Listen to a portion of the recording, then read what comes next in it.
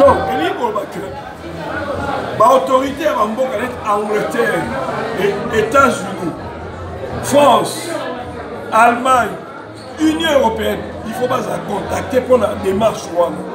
Parce que dans le forum souverain, nous avons besoin de témoins à l'ONU, témoins à l'Union africaine, témoins à l'Union européenne, témoins à l'OIF, témoins à l'Organisation internationale, l'UNESCO et que sais-je encore, Bazala.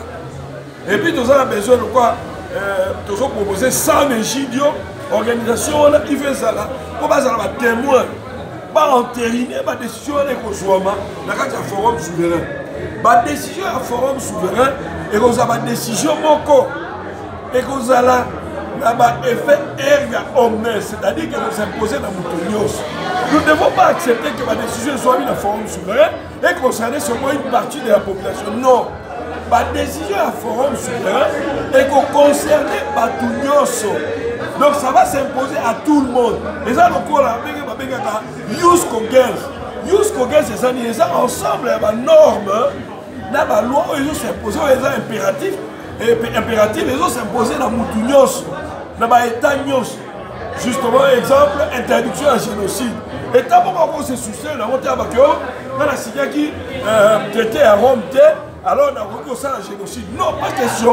Donc, Yus Kogens, les gens ont imposé au Rwanda, à temps au signal qui traitait à Rome, il faut respecter Yus Kogens.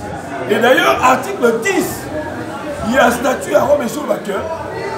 Cour pénale internationale, on s'est inspiré même de la notion sous le droit international.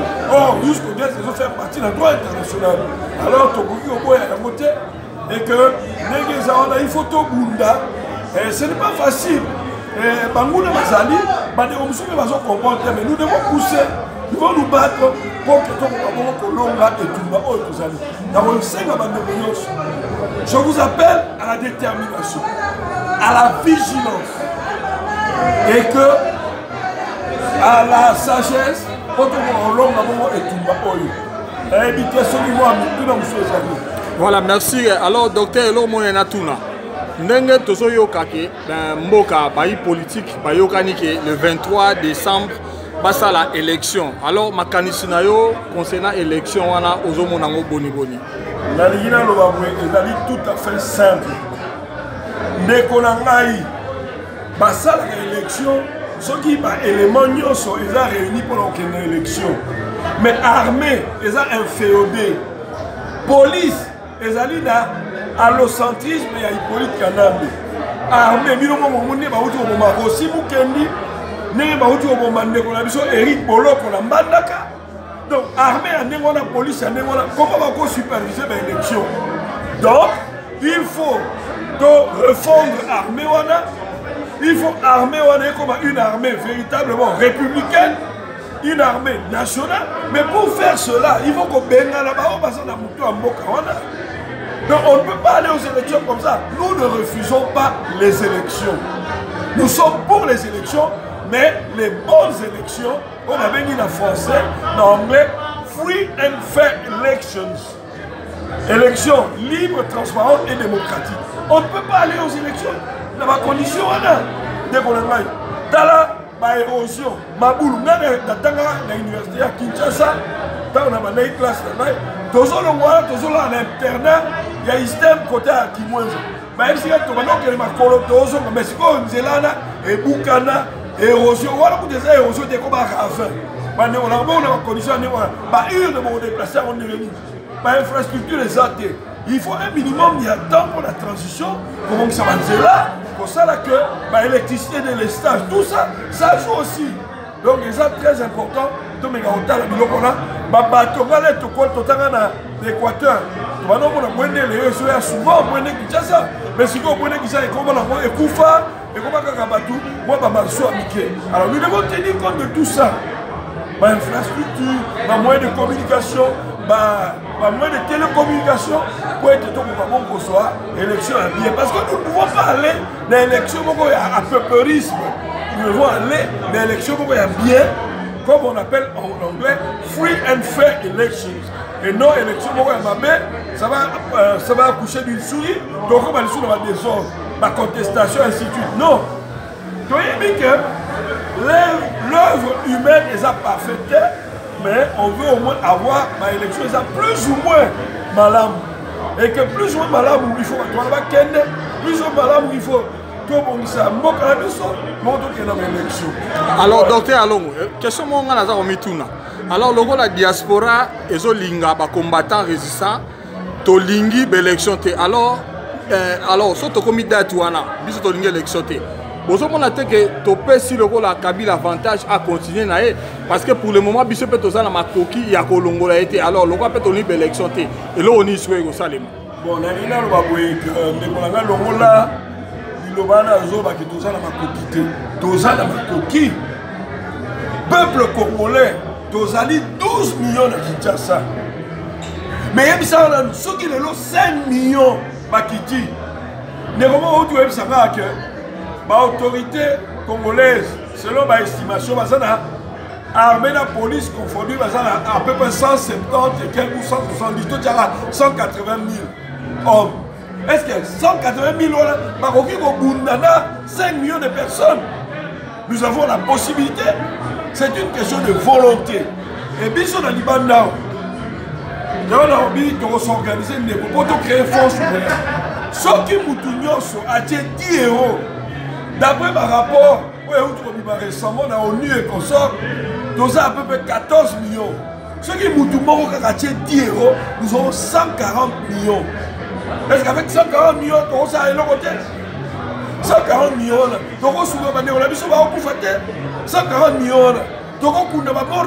140 millions, on a formé ma Croix-Rouge pour passer les sécurité dans les connaître aussi pour tenir à Koufi. Ceux qui pendant ma service approprié, ça va sauver. Donc nous devons nous organiser. Et moi je lance un appel à la diaspora pour s'organiser, Malamou. Bon, donc lui, il a libéré le corruption. Parce que surtout ça organisé que, oh non, mais il faut, avant de comme la descente, il faut baigner dans la batouane.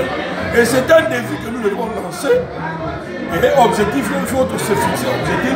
Batouane, il ne faut pas qu'elle d'ici là. Docteur Alongo, au moins, si on a toute une question, Ngai, nous avons comme si diaspora, si on a lobby que tout ça, vraiment la solution, parce que banda to banda goloba.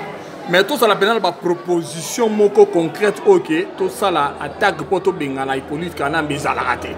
Bon, parce qu'on a comme si, selon mon analyse personnelle, on a comme si, quand on a ceux qui tirent le lois à s'entêter, parce qu'il y a tout ça, on n'a rien, tout ça, on a moyen.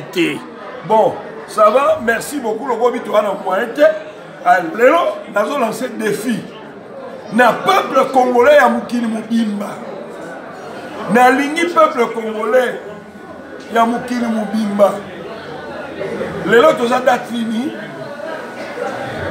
le 28 mars 2018 ba 8 ezami ba le 28 na 18 bandeko tosangisa mongo mutu nyonso apesa 10 euros tokopesa numéro ya compte d'ailleurs topesa déjà numéro Epiphanie groupe Epiphanie ya basango.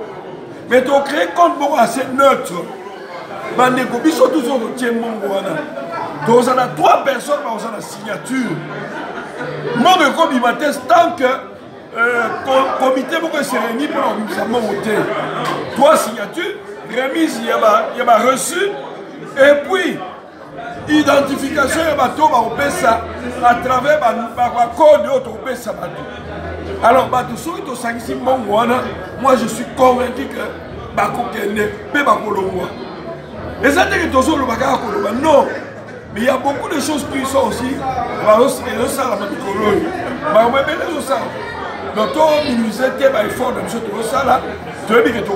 mais docteur Alongo, au moins on a lobby sur la téléméliga parce que c'est comme si les Congolais sont comme ils sont cotisés. Mais tu cotises pour ceux qui passent la marche, tu as mis sur le aide. Est-ce que tu as la face où tu cotises à Mongo, ceux qui police Kanambe à Bomi, alors biso diaspora, tu as une bonne pour la batouana, tu as blessé, mort, tu as tozoluka moyen mosusu ke tosala misolo yango to tosala likambo moko songolo mpona kose débarrasser pour une fois na Hippolyte Kanambe to bano sala kaka toyedaka do diaspora comme si donc kaka eyedaka kaka mais Hippolyte Kanambe azala wana mais biso toyedaka kaka voilà. Non mais tozosala makambo ebele tokoba mosusu na caméra te makambo ebele ezosalama makambo ebele ezose préparé en tout cas franchement tozala togarde bon espoir. Alors, motuna msuna na tuna yo, donc tokona sona suka na tuna. Alors ndenge comité parce que na bike biso tout diaspora lelo to tie espoir miso na biso na comité laïque de coordination. Alors le comité laïque de coordination et outé ko lobaki et cessé na ba marche. Yo au moins ni kanisa ngo boni boni. Non, comité laïque alobi que va cesser la marche. Mais balobi que na fait avril, c'est quand même bakérite sur le vote populaire au Salama, généralisé ton bénéfice. Et moi, je suis convaincu qu'au Salama, bon, Motuna Mosusu, alors docteur Along, Nene Yozomona, ce qui est là, bah, Pessilem Mosusu Mosengo a organisé par élection. Bon, alors, candidat Nini Oyozomona, vraiment peuple congolais, bah, Koki Kotia comme président la Bango. C'est là, yo.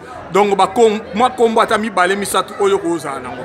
Comment ni toyekolaka na droit na science politique ceci que la compétition politique est une compétition faite de beaucoup de surprises.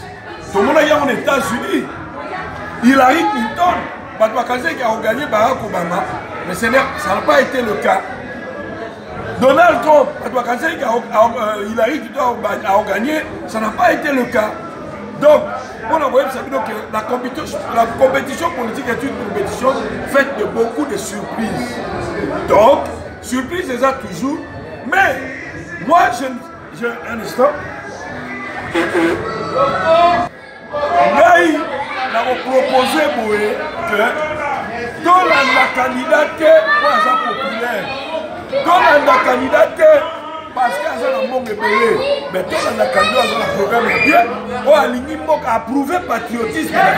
C'est ce candidat-là, on a vu ce qu'on Gaï, dans ses propositions, toujours que ceux qui démocratie est continue, ceux qui vont se libérer, la cause à la candidat, parce qu'il y a un projet beaucoup porteur. Projet Wanda, cause à la Tokotala, Oyo, alors le projet à Malam. Débat public au Salama. Et c'est celui-là, on a un projet à Malam, on a un abonnement, mais Tokopone. Mais Tokoki en avance, mais Tokopé son moins portrait robot. Il y a futur président, il va dans le patriotisme. À ça, moi, acte, patriotisme prouvé de deux. À ça, il y a le patriotisme, et puis à ça, le projet du Toko, il y a Malonga. Et ça, pour le moment, c'est le nom comme président du Congo. Attention à mon t'attendez dans le président Congo. Avec richesse tout le monde moyen va vous permettre de mettre sur pied le programme bien, mais appliquer le programme dans la porte pour CP. Mais attention à mon est-ce que mon a la population? Non. Attention populaire. D'ailleurs populaire on va dire dans la populaire, soit Paulinga ici, la salle de mon ami. Attention à mon on peut sa peuple pour l'Union sauter. Parce que Congo a beaucoup de gens dans le monde pour les cailloux. Pour Congo, ça vaut plus de 20 000 milliards de dollars. Même moi, ça fait 20 000 milliards de dollars. Tu vois, alors moi, je pense que c'est comme ça qu'il faut choisir le futur candidat et à beaucoup de mais docteur, alors, on va comboter. Le peuple congolais, basé na combo mi balé, on a proposé. Le peuple congolais, basé na voter Katumbi ou Félix. Est-ce que vous avez un concernant les candidats? On a un candidat à Mibalé. Nous avons dit bien que tant qu'il a libéré Mboka, Tokovanda, Tokotala, Constitution à Sika, article 70 pour être candidat, il faut être de père et de mère congolais. Donc ceux qui ont ça de père congolais, de mère congolais, ceux qui ont Mibalé, ça de père et de mère congolais, étape à l'émotion est pour moi. Deuxième étape, il faut débat public. Pas convaincre le débat public. Et troisième élément, et surtout, élément il faut passer à la projet politique qui a bien. Ceux qui passent dans pourquoi pas? Mais ceux qui vont remplir la condition là, ils vont écarter, ils vont commencer à débattre. Et voilà un peu c'est ce que je dis. Et ça la Katumbi, et ça Félix Tshisekedi Nengolobi, ceux qui basent de pères et de mères congolaises, de pères congolais et de mères congolaises, là ça va. Deuxièmement, ceux qui basent le projet de société à Kitoko, ça va. Et puis enfin, débat public, et puis enfin, surtout, population bien, campagne et redéfinir, population pour répondre. Je pense que c'est ce que je peux dire. Voilà, ta combinaison à Souka, na habité Soko Zali, na Lilobamo ya Souka. Le peuple congolais doit rester déterminé, vigilant, pour que vous n'êtes pas au Souka. Ingeta. Merci.